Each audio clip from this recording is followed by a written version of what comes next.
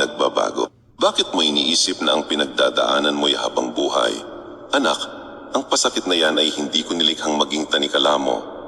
Kapag naniwala kang permanente ang sakit at problema mo, siguradong mapapagod ka at unti-unti kang lalasunin ng sarili mong takot. Ngulit tandaan mo ito, walang bagay sa mundong ito ang nananatili. Ang lahat ay nagbabago. Panahon, tao, damdamin. Ako lamang ang hindi nagbabago. Bakit mo iniisip na ang pinagdadaanan mo'y habang buhay? Anak, ang pasakit na yan ay hindi ko nilikhang maging tanikala mo.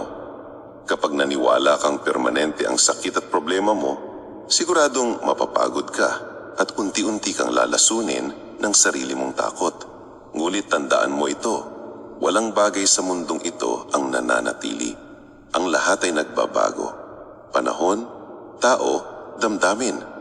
Ako lamang ang hindi nagbabago. Bakit mo iniisip na ang pinagdadaanan mo'y habang buhay? Anak, ang pasakit na yan ay hindi ko nilikhang maging tanikala mo. Kapag naniwala kang permanente ang sakit at problema mo, siguradong mapapagod ka at unti-unti kang lalasunin ng sarili mong takot. Ngulit tandaan mo ito, walang bagay sa mundong ito ang nananatili. Ang lahat ay nagbabago. Panahon, tao, damdamin. Ako lamang ang hindi nagbabago. Bakit mo iniisip